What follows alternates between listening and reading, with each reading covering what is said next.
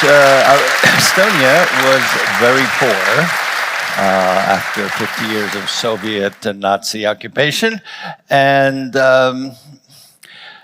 we were quite miserable. I was an ambassador, the first ambassador in the United States after independence, and sometimes we wouldn't get paid. It was pretty bad. And anyway, I found this little, this is kind of a thing Estonia's talked about, but I found this graph. There it is. Anyway, this is from the Cambridge Economic History of Europe. And what you see here, in 1938, Estonia is ahead of Finland, which was quite amazing when we looked at the next graph. When we had been ahead in 1938, before the war, in 1992, which was the first year after the war, after the independence rather, this was the difference in GDP between Finland and Estonia, which shows you the benefits of communist rule, right? I mean, so they're 8 times richer than we are. This is basically what's happened since independence. The blue is Estonia, the orange is Romania. You can see where they had the financial crisis and so forth. And at least I tend to attribute much of this to the efficiency, the corruption reduction, time saving from digitization, and also from what we have seen in the last, say, 15 years, is the spillover from spillover into the private sector because of digitization. So let me just say, what are we based on here? This is basically what we have today. It's based on existing standards. We use open source software. We have had, since the very beginning in the middle 90s, the private sector very heavily involved in this because they saw it was to their benefit. The basic infrastructure, after a lot of trial and error, we set up in 2001. And everything that we built that is based on this infrastructure, which I'll talk about in a minute, is based on this one and only infrastructure. And we've set it up so it's easy to use. Okay, so what do you need for effective digitization? Well, first of all, the most important thing, and this is the basis of all digitization of anything, but especially in government services, is that you need to have a secure identity. That is one which is unique, yours, and cannot be broken. Secondly, you want services that people like. If you just digitize your government so it makes your government internally work better, people aren't going to use it. Next, you need a secure architecture that makes sure that everything is connected. And you need to guarantee data integrity, which is something that I'll get to in a moment. All right, so what do? First of all, we rolled out our digital identity card. It's just chip-based. Today, we still carry it around, but we've gone far beyond it. But the whole point is that you have a chip. And what you get out of this, it has to be unique. That is, only you, everyone has their own unique identity. It needs to be able to give you legal efficacy. What does that mean? It means that with your digital identity, which is chip-based and controlled, you can sign legal documents. Once you can do that, you can do everything. But without that, if you don't have a digital signature law that says a handwritten signature is equivalent to a digital signature and vice versa, you will not be able to get all of the efficiency. In order to make sure that it is secure, you need at least two-factor authentication, also known as 2FA. What is two-factor authentication? I'll explain that in a minute. Everything has to be end-to-end encrypted, so that when you are talking to the bank, you know you're talking to your bank, and the bank knows that you are you, because otherwise you get all kinds of scams. And what is then politically difficult, this stuff, the first part is kind of like, okay, this is all technical. What is important for things to work is that your digital identity must be mandatory. That's the tough part. Because if it's not mandatory, then you don't get enough people using it. And if you don't have enough people using it, then it simply doesn't work. So you must make it mandatory. That is the one of the several difficult political decisions you have to make if you're going to do digital governance. So there. Now, just to make clear why this is such an important, all of this is so important. This is a famous 1993 cartoon from the magazine The New Yorker, and this is the whole essence of why you need a secure identity. And if you can't see it, it says it has two dogs, one's in front of a computer, the other one is looking up, and it said, on the internet, no one knows you're a dog. And this is precisely what digitization with a secure identity is meant to overcome. Okay, so end-to-end encryption. This is, for those of you know, for techies, this is a no-brainer, but basically it means that everything that you put into your computer, once you have identified yourself, goes to where it's supposed to go, and then nowhere along the line can it be encrypted. And this is the encryption is based on two-factor authentication, which has two elements to it. All right, it's something you know and something you have. So this is to guarantee that you are you, which is that you have to know something, so that's a PIN code, and you have to have something in your physical possession, which is a card, or a chip rather, or in later days there are other mechanisms for doing this. The point of these two fundamental aspects of it, and what Estonia did, was that the chip was invented in 1975, as we use it, and the encryption system was invented by two Stanford professors in 1979. And this is, I think, one of the lessons of digitization that I would give to Romania, is that, look, until we did this, no one ever thought about putting together this system for any kind of governance. So from 1975 to 2001, I mean, it's a quarter of a century, the technology all existed. But no one really decided, hey, this is a cool thing to do, and this would actually give us what we need, and we can build a digital system upon it.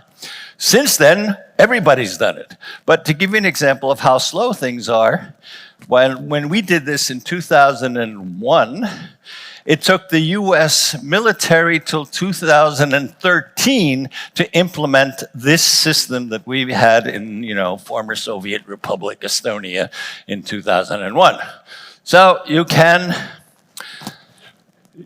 using existing technology, you can, if you know what's out there, you can get pretty far ahead.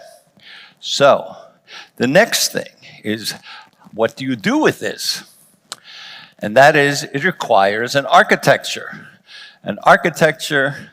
which we invented. It's actually one of the things we did invent. we call X road, and I'll explain how it works. But it also must be secure. And the whole idea is there is no central database. This is important. It's distributed. When I say there's no central database, I mean, we were forced to do this because we were too poor to actually have a big data center, to build a big data center. But what we already had was every ministry, every agency had their little server, and on top of that, I don't know, I don't want to insult any ministerial or agency techies, but they all said, no way, we're not giving up our servers. And so we ended up with this system, which is very clever and also very secure, which is that the only way you can access any database is by identifying yourself through this encrypted card or whatever, and you can get into the server. No one else can get into the server. Only the people who use the system of an ID card with end-to-end encryption. So even though the ministries and agencies say, no way you're going to get our server, we said, fine, but no one will have any access to it except through our system, which was kind of clever and nasty. Now we've gone beyond that. And now we're in the cloud, and we have all kinds of arguments about clouds, but that's in the future. But the main thing is there was no central database. Now, the reason why this is important is that it means that everything, all data, are kept separately. Come on, guys. All right. The idea of this, first, conceptually, is if you have a tanker, and we have tankers that run aground with oil in them, and there's a terrible disaster about 30 years ago where a huge tanker ran aground in Alaska, and all the oil came out of it and was an ecological disaster. And since then, the way a tanker works is that you have these different holds. Say you have an accident. Well, one will go, but the other ones are still secure. And that is the principle of a distributed data exchange layer. But it's to give you a better visualization of how it works. You can think of this as a room. Imagine this whole room full of Christmas balls like these. And each one of these is one kind of data. So, this here could be my medical records. But that's all that, it's only my medical records. This here could be your medical records. Now, and this here would be my tax records. And this one here would be your tax records. The point of this is that you can, at the worst case, if you break the system, you will only get one of these. You don't get all of them. You don't get everybody's tax records. You don't get everybody's medical records. You just get one person's. That is the worst that can happen. And this is fundamental to security. This was something that, unfortunately, the United States did not think of when the year 2015, 15 years after we had the system, and 10 years ago, they went through what is called the OPM hack. It's known as the Office of Personnel Management hack, in which somebody, we don't know who, but usually they suspect the Chinese, sucked out all records of all federal employees, 23 million records. And all the records. That is, they had CIA agent psychological profiles, their home addresses. I mean, anyone who's ever worked for the federal government, their records were all stored in one single database. And all someone had to do was go crack whatever encryption there was, and they got in, And then in 2015, they realized all of it had been sucked out. Okay, so that's what the security part is based on. Now, what you'll find is that people, ever since we introduced this, and even before, people say, well, what about privacy? What about privacy? What happens if the government goes in and gets our data? Yeah, that is something you have to safeguard legally, so that no one really can access anything.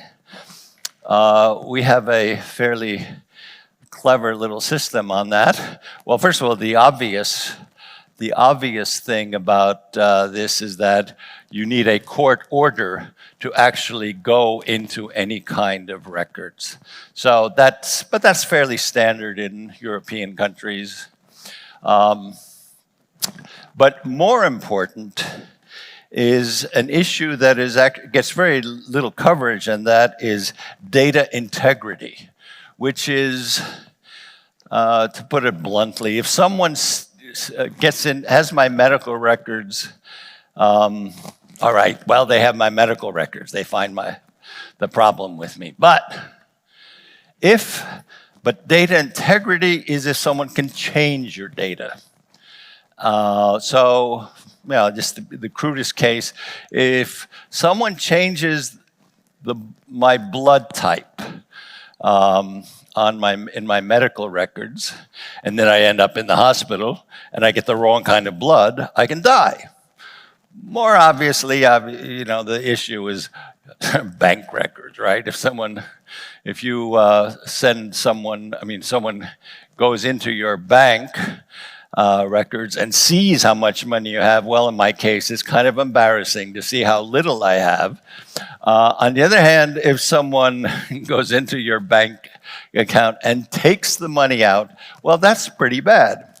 So what we have done is, since 2008, is put all of our critical data, that means bank records, healthcare records, and similar things, on a blockchain. It is, however, a private blockchain. It's not Bitcoin. No, it's something which requires permission. It's a permission blockchain, to be precise. You can't get into it to change anything unless you're authorized to do it. So, who's authorized to do it? On my medical records? Well, my doctor is authorized. No other doctor is authorized to do that, and that is kind of the basis of it. And then we have one more clever thing which we do, which is we have a lot of public records. So in my country, at least, all private property, land holdings, are public. You can go in there and look at it. And of course, you can imagine, I don't know if there are any journalists here, or there certainly are politicians here. I mean, if your private property is publicly available to be seen, everyone's going to be looking at what you have. And of course, that's what they do. But the little trick is that we have something called, which I call this mutual reciprocal transparency. That means if someone's looking at my data, that's very nice. But I get to see who's looking at my data. I mean, I had this one experience once back when I was in office, and one of my persons said, "This guy's looking at all your data." I said, "Oh, really? Okay." And then when I saw the journalist, I said, "Hi, so you're looking at all my data." He said, "How do you know?" I said, "Well, I don't know. You don't know this, but every time you log on to see what I have, I see who's logging on to see what I have." So mutual reciprocal transparency works well, I think, and it is the source of much fun.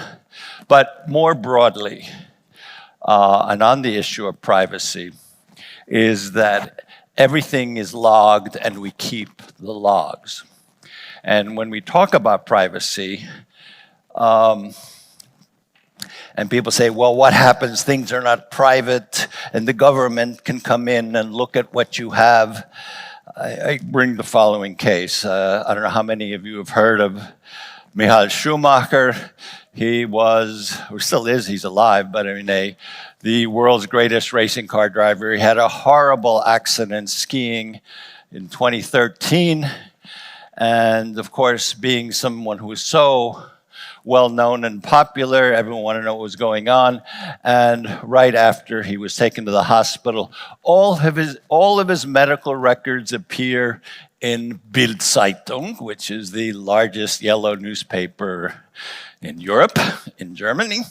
And he's German too, of course. And it had everything, skull x-rays and all that other stuff. Terrible. Well, that can happen if you live in a paper world, because someone can go in there and take the record and make a photocopy in the Xerox machine and then put it back in, send it off to Bild Zeitung and get a lot of money. Of course, you can't do that in our system because every form of access is logged on. So if anything ever leaks, you'll find out who did it. Fundamental, what makes all of this work is another revolution. Oh, I'll just mention this quickly. This is something that gives you enormous power to you and the government. To the government because it makes it much more efficient. To you because you don't have to keep writing out your address and your phone number every time you fill out a form. All you do, once you have your ID, all you do is you log on with your ID and all that stuff is there. You don't need to tell anyone. You know, I mean, when I lived in the US, after I was in office, you know, every day I had to fill out, I mean, like your tax forms, you just have to write everything out. It's like, this is terrible. Now, the reason why this works is the revolution in bureaucracy that you are able to do once you have a digitized form of governance. And so the once only rule is really based on this. Now, to understand this, the bureaucracy, ever since it started, was based on some physical medium. And in the last 25 years, you can have a digital medium, but it's called a PDF, which is just paper. Actually. But when bureaucracy was invented, say 5,000 years ago, the whole idea of bureaucracy is that it is based, as long as it's on a physical piece of paper or a PDF, it's a serial process. You go into a government office, you hand in a paper, someone stamps it, they'll then it goes to the next office, someone looks at it, goes to another office, eventually comes back to you. Digitization has made bureaucracy is a parallel process. So all things happen at once. Now, an example of what this means for a human being, a citizen, the guy who designed our healthcare system, or at least part of it, I said, well, how'd you come to this idea to do it this way? He said, you know, before I was given this assignment, I just had my first child, or my wife had my first child, and it was in the winter in Estonia. Winter in Estonia is not a place to really enjoy. And he said I had to go like to the population registry, and then I had to go to the place that gives the birth certificates. Then I had to go to the health insurance company. Then I had to go to my local government, because in Estonia, local government's revenue base is based on how many people live there. And so he designed the system so the way it works is that when a child is born in a hospital, the hospital will say, what is the child's name? And that's all you do. Because as soon as you tell the hospital the name of the child, the population registry gets the name, assigns a unique identity. The identity goes to the healthcare company, to the office issuing whatever it issue, the birth certificates. It goes to the tax department or finance ministry, because that means suddenly you have an automatic deduction, and it goes to your local government that they're telling them they have a new citizen. All this happens without you doing anything, aside from the mother saying, what's the name of the kid? That is where all of this, the savings come in from the citizen side. We talk about, and I will mention that we basically calculate based on that, given the amount of time it takes things for the government to do things, we figure, okay, we save maybe 2% of GDP by cutting down on bureaucracy. Much more important is what it does for the citizen, because it goes, you don't have to do all that crap anymore. And when we look at the political side of things, people say, well, people don't want to use this stuff. Why do they want to do this? Why would they say, come on? Well, that's true, but if you use tweaks and nudges to do things that people really like, then they start using it. And the one thing that people like the most in the beginning is doing your taxes. Filling out tax forms is probably the most awful thing in the world, especially if you do it by hand and on paper. And you have to add everything up, and that's the US model. And then you end up saying, I can't deal with this, and then you pay a huge amount of money to a tax company that will do it for you. In Estonia, the system, same sort of parallel processing I was talking about. Everything, all money-related aspects feed into one place. It has all of your salaries. It has your deductions automatically for your kids. If you make a donation to the church or the Boy Scouts or something like that, then that is also deducted automatically. And then when it comes to tax day, for us, tax month, you can do it anytime. You log on as you, and there they present all of your data, if you bother to look, but it's never wrong. And then you look at it and you press enter, and there go your taxes. It's done. And we tweaked it a little more, that it was kind of sneaky, but if you did your taxes online, you got your refund automatically, right to your bank. If you did it on paper, well, it would take a while for the tax board to get around to looking at it, and then you would get your refund. So people who want to get their money fast.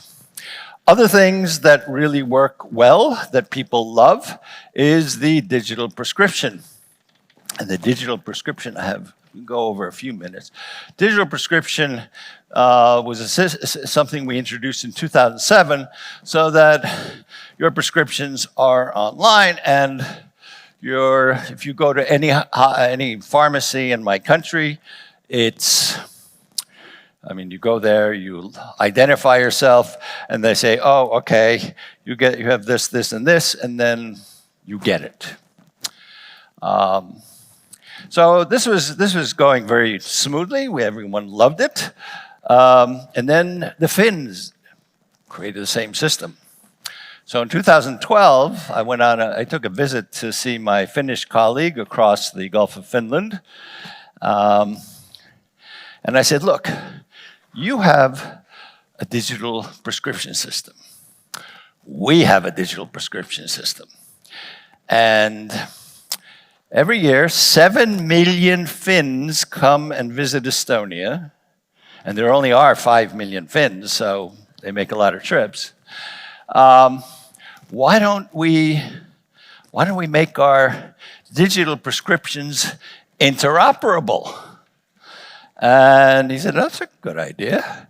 Anyway, it took a long time to get this done because, all the different ministries on both sides were saying, how can we do this, and blah, blah, blah. But we finally got it done. And that was the first ever, anywhere in the world, cross-border service between two sovereign countries with their own medical systems, own everything, but they work across borders. And now this has been extended after our initial attempt to do this. These are all the countries that today in the European Union have interoperable digital prescriptions, which I think is the way we should be going in the European Union. Everybody should have this once we're at the right level of digitization. And then I would argue even further that really the big step is to create a medical Schengen, which is that if I say I come to Romania and I get sick. Well, I go to the doctor. The way it works now, I don't know what happens if I go to my doctor here, but the way it should work is that if I go see a doctor in Romania, I will authorize him to look at my medical records. Once he's authorized to do that, he gets them. And of course, with our contemporary technology, he will get my records, not in Estonian, because the odds of a Romanian doctor being able to read a crazy language like ours is 0. But he'll get it in Romanian. I can because I studied Latin and speak Spanish, I kind of get what Romanian says, but there's no way you can understand Estonian or Finnish, trust me. So anyway, but that would be the ideal medical Schengen system where interoperable prescriptions, interoperable medical records that can be understood by any doctor. So what are the benefits of all this? Well, economic benefits should be fairly clear. We have the private sector really took off with this. The private sector loves this system. Banks have actually been pushing and supporting this system and educational systems on why this is a good thing for fairly obvious reasons. If you don't have to have brick and mortar banks, if you have far more secure transfers than you do otherwise in the kind of systems elsewhere, well, they're happy. The people in the private sector produce 7% of our GDP. We have produced 10 unicorns. A unicorn is a billion-dollar company. We're number 1 in the world because we have a unicorn for every 135,000 people. Number 2 is Israel, and I think they're like 1 per every 800,000. I mean, a huge boon to the private sector. Then we created something called the e-residency program, in which once you're completely digital, these old restrictions on you can only open a bank account if you're in the country, because that was, you know who something is, but once you have digital identities, you know who someone is even outside the country. And so we have about 130,000 e-residences, and they basically do it to open up companies. I mean, largely they're people from outside the European Union who want to be able to do business in the EU. So they set up a company in Estonia. If you set up a company in Estonia, you pay taxes in Estonia, and we have this year, that's not, yeah, but the number, for the first half year, we got 68 million in tax revenues. And so it works. It works on the economic side. Then corruption is something which is something which plagues all countries, but one adage you can write down if you're taking notes is you can't bribe a computer. Now, there are two kinds of corruption. One is called grand corruption, and that's when once there was a US vice president, Spiro Agnew, who as a vice president got what was then $75,000 a month. Today would be $4 million a month for contracts. Then there's petty corruption. The petty corruption is what is most noticed by the citizen, and that is their traffic cop who says, well, you get caught for speeding, and if you slip him some money, he'll say, okay, forget about it. Or when you go to an office and you want something done, or you want to see a doctor fast, you have to pay someone. That's petty corruption. That's where the citizen runs into corruption, like face to face. Well, Estonia is now one of the least corrupt countries. Well, we're number 13 out of 180 countries, and in Europe, we're in the top third of the European Union in lack of corruption. And this is something which, of course, then again benefits business. It's a virtuous circle. Public services and e-government, we now are moving into AI to make basically life easier, even from what we have. So you have a problem, you don't know how to solve it, you have to deal with the government. So we have these fairly low level at this point still assistants called bureaucrat. Krat also means devil or something like that. So that comes and it tells you how to get things done. And we are constantly working on developing this. Education, we have a AI leap. The program I started 30 years ago was called the Tiger Leap, and which was to get all the schools online, which we did by 1998, started in 1996. All schools had computers and were connected. Now, well, we're doing another leap because basically what's next is AI, and that is a whole other world, and we're all learning about how this works as we do it today. We have an education, and then I mentioned that, okay. We have one thing is important is that we encourage AI use in the classroom rather than ban it, which is the current trend. And then we have a national strategy. We work together with AI companies. And a word on AI also is that our approach right now, we'll see if it works, is that basically there are two powers in AI, US and China. And they're investing hundreds and hundreds of billions into data centers.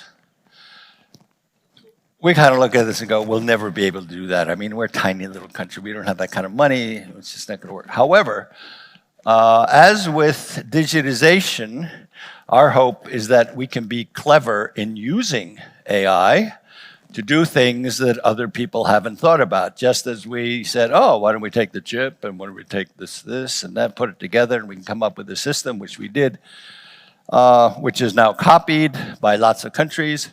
The X-Road platform I talked about before has been used by about 25 countries around the world. And since it's open source, we give it away. There is now, since Finland uses the same system now, we have a joint NGO called, you can look it up, it's NIIS.eu or org, NIIS.org, where various software developers collaborate developing new forms of open source platforming. One last word, which is that when people say, how did you do it? I explained what we did, but one of the things I would recommend when you do this from the point of view of the government is that it must be led in the government, whatever system you have, as long as you're a democracy, by someone who is a primus inter pares, which I don't think I need to translate from Latin into Romanian, but first among equals. Why? Because if you just have a digital minister, and then all of the other ministers will say, oh, digitization, that's his thing. That's not my thing. I don't have to digitize. He's got to do it. If you are the digital minister, on the other hand, and you notice that the agriculture minister is really not doing anything with digitization, if you want to go to him and say, look, come on, you got to digitize, he'll say, buzz off. You're the digital minister. I'm the agriculture minister. You don't tell me what to do. That's why you need someone over all of this. One way or another, a president, a prime minister, a deputy prime minister, anyway, someone above the regular government, above the agencies, who everyone has to listen to. That's part of the sociology of governance. But since digitization is something that cuts across all fields, everybody, everything, you need someone who is the person with the whip or the person with the carrot, however you want to do it, but you need someone on top. In any case, I'm going to answer a bunch of questions that have arisen probably, but there.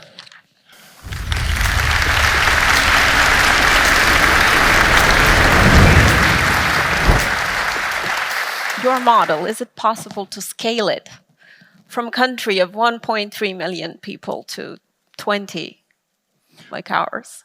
Well, people ask me this about the United States too, the same question.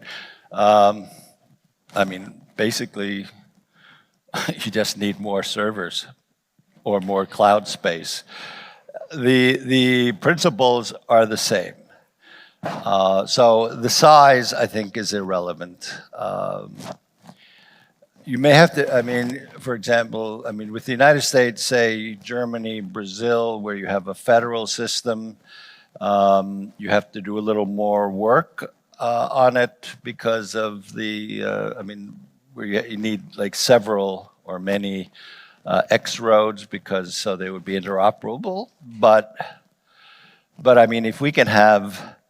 if we can have digital prescriptions in 12 countries of the European Union working across borders, that's a lot of people there. It's possible to do. It requires work, but I am convinced that the same model will work and has been working in a number of countries. How important was political... Oh, I said one more. Ukraine has adopted our model, and I'm ashamed to say that Ukraine, using X-Road and the ID, has gone beyond Estonia today with their DIA mobile app. So we gave them all that stuff. We've been advising them for years, but they are moving ahead, and they're bigger than Romania. In the same line of thought, because we know in digital transformation, not only of the state, one of the main issues that we're trying to address is the resistance of the people. How was consensus reached in Estonia's case, both political and administrative? And how important was that consensus? Very important. Well, one of the little tricks that I did was when I first proposed this, first of all, the idea was, well, look, we have to start with the schools because older people don't want to do it. Or they say, no. So let's get the kids to do it. And we know the kids will immediately take up on this, which led to the teachers union had a weekly newspaper, and for about a year there was not a single issue where I was not attacked for wanting to destroy Estonia, destroy Estonian culture. I mean, you name it, I was guilty of everything. But once the kids like it, it's kind of hard for the parents to say, oh, it's bad. The other thing that worked was envy. The program we set up, which I convinced the government to do, was that the government would pay for half of a computer lab, and the other half would have to come from the municipality. So they had to have skin in the game.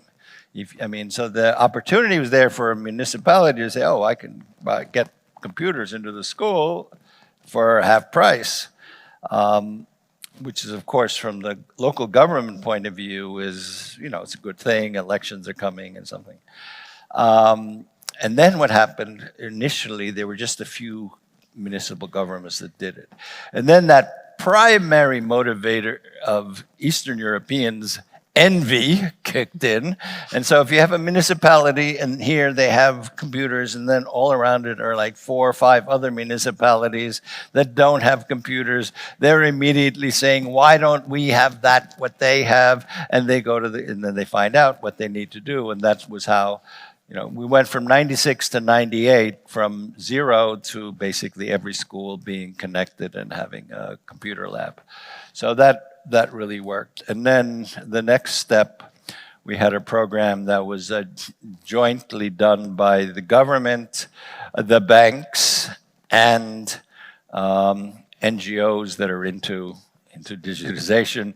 We did a program for the older people and rural population, teaching them how it works. And then and of course, see, back then, in the 90s, no one had computers. Computers cost about as much as an annual salary, so people don't buy computers. So we set up across the country in our libraries, our municipal offices, again, computer banks where you could go and do whatever you want on a computer. And we still have the signs up. We used the @ sign as one of those universal Europe things in a circle where you have no parking or something. Well, we had the @ sign and say 200 meters or 200 M, so you could internationally see an open internet point, 200 meters over there, and you go and you could use it. And the banks were very happy about this because this way they could get more people who didn't have computers doing online banking. And I will jump from the public sector and the policy making because I want to tap onto something that you already mentioned in your presentation. And I see education was the big national project and maybe the driver as far as I understand it. And I see that you have a similar approach on the use of AI, linking education to a process that it's impossible to stop or impossible to break. Yeah. And just going along with it and encouraging the use of it and maybe the ethical use of it. How do you feel about that? Because there are a lot of narratives around AI and most of them seem to be Luddite, saying, no, that's bad, we don't want it. And we figured, okay, well, the kids are going to use AI anyway. You might as well then get them to use it right and to avoid some of the pitfalls, especially when we see, sort of people using AI to solve their psychological problems, and that leads to bad ends. Even from a public safety point of view, you need to teach kids from an early age about, how to use it right and why you shouldn't start using AI as your psychologist. Correct. Though apparently it's not only a children's issue; it's a global issue. Right. It is. The point is, 70% of the users. Well, but as with the first round of digitization, if you want to, you have to start young. You just have to get kids to be thinking You want kids to be digital. We wanted kids to be digital natives. Now we want them to be AI natives. Tapping also into this topic, Estonia's success has relied on a clear governance and a strong technical backbone. Thinking about your entire journey during turning Estonia into one of the strongest digital, one of the most advanced digital countries in the world, in your view, what institutional architecture is absolutely indispensable? Is absolutely what? Indispensable for a country like Romania if we want end-to-end frictionless processes for citizens, AI including? Well, I think the way you need to look at it is that what are things that citizens will find useful? So I mentioned taxes, prescriptions, and then you can start dealing with the other things. What is also vital in doing this, and I think this is often forgotten when I go visit countries and talk about this, is that you have to do it yourself. You can't just buy in from some company that we want to digitize and say, okay, we'll buy you everything. All of this stuff that I talk about actually took us years of figuring out the proper structure. Who was allowed to see what? Who can do what? An example is that I mentioned that no one can see my medical records. Well, there is an exception because there is if you have a on-the-job or workman's injury, well, that is the responsibility of the health ministry. So the health ministry, so we had designed the system so the Ministry of Health can look at the injured person's medical data only for what is tied to that single accident. All of these things to work all of those, there are thousands of these little things of who can see what for what and so forth. That took a long time. The main thing is that you have to do it yourself. No company is going to come in. They'll give you the computers, they'll give you the software, but how it works, that has to be a national program, and it has to be done by not only the geeks, it has to be done with your lawyers and your Ministry of Justice, the people who can think about the fairness of things and who can see what. All of that is a difficult effort. Allow me to pursue this more exhaustively, because in our briefing call you mentioned that it was like a regulatory effort before it being implementation effort, and linking it to the natural big brother fear that we all have, especially when you have programmatic advertising and so right. on. How do you make citizens understand the need of digital transformation, digitization? We have a whole discussion about the electronic ID here, the digital ID. How do you help the population, the administration, transfer trust? Well, it's easy to say now. We have a pretty good record that things have not been stolen, and people have not gotten in. And we had a bad record before we implemented this system where things were in fact stolen because of the lack of security. But this is fairly ironclad.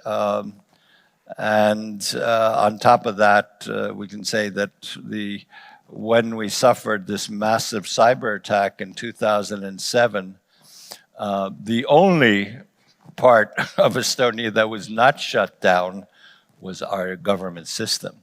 They got in everywhere else. They shut down banks, overloaded banks. They got into newspapers, all kinds of things. But they didn't ever get into the government system because it was so robust and resilient. So that, I think, is another thing that added to trust. We have a huge amount of trust in this system. You know, what also helps is the sort of the pride moment of, you know, oh, we're just poor little East Europeans and we're so backward. And then they go abroad and then they realize how primitive Germany is. I should correct here, Romania is not the least digitalized country in Europe, but Germany is. So, you go to Germany, you can't do anything. You go to the United States, you can't do anything at all. Yeah, I mean, I have this whole experience trying to register my daughter to go to school in Palo Alto, the mecca of IT. And I had to take all these documents along to go there. I mean, this is where in a 12-kilometer radius are the headquarters of Apple, Google, Palantir, Facebook. But in order to register my child for school, I had to take a whole load of papers, starting with my electricity bill to prove that her address. and then passports and everything. And then when I showed them a digital vaccination record, they said, "What's that?" So, and I had to then get a paper vaccination record from Estonia, you know, DHL it out. And that's the most digital, that's the digitally most advanced country in the West. So, for an Estonian who goes and experiences this, they become rather sort of surprised and proud of their country that, wow, I can do all this stuff. Also, it helps for those who travel abroad, something mentioned here about, you know, consulates. I mean, I vote online. I mean, you think you don't have consulates. I mean, you know, I was in California. There's just nothing I can do if I want to vote. I just go online and vote. It's like, no problem.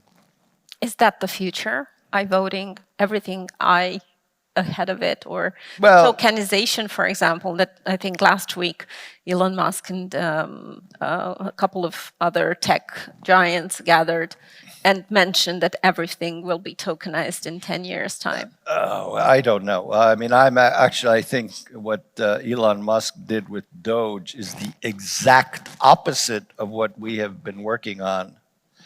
That is, he put everything together. And that's where all the bad things, I think, come from. So you get to see medical records with where you live, with, I mean, all the stuff that's being used to find illegal immigrants. I mean, all of that is compartmentalized, and you cannot put those things together. So and what he did, I think, was like send shivers down people in my country saying, my God, you know, we can't ever let that happen. So I'm kind of dubious about some of Elon. When Elon Musk talks about governance, then I don't listen. I think on this note,